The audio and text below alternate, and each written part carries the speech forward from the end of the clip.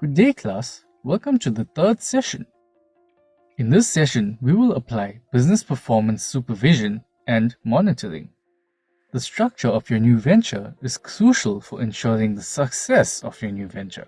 We will briefly look at 5 organizational structures to have a better understanding of how each one works. The first structure we will look at is the line organization structure, which is the most simple organization structure and also forms the basis of the other systems. In a line organization, all the managers have the right to make decisions and give instructions to subordinates.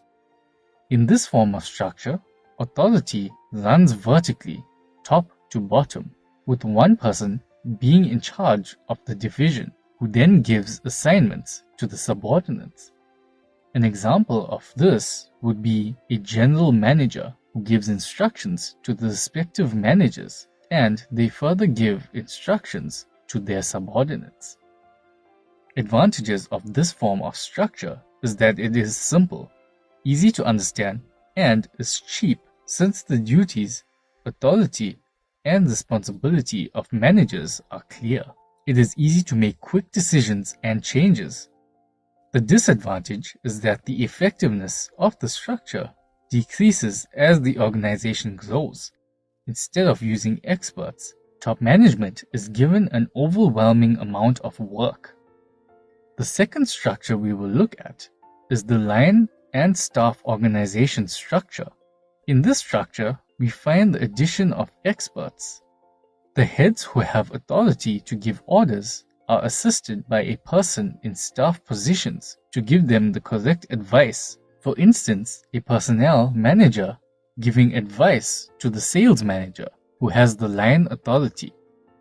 The advantages of this structure is that experts are involved, which helps simplify the line head's task, even though responsibility and authority are still defined.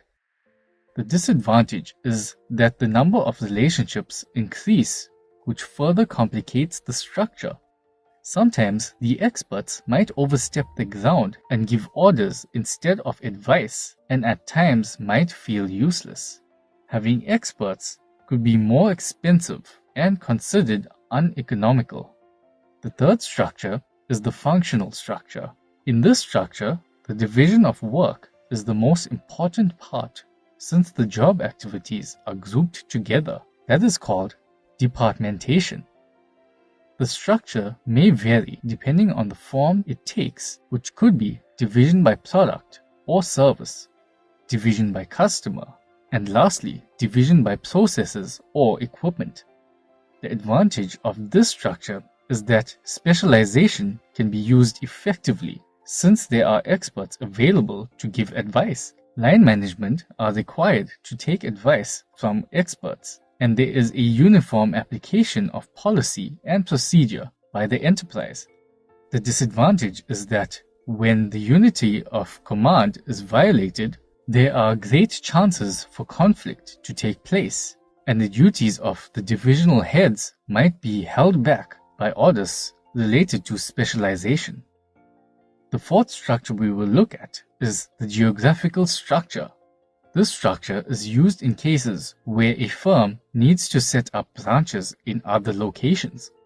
In some cases, the firm may permit branches to work like little organizations of their own, giving them authority to make local decisions that are guided by the policy of decisions made at the head office.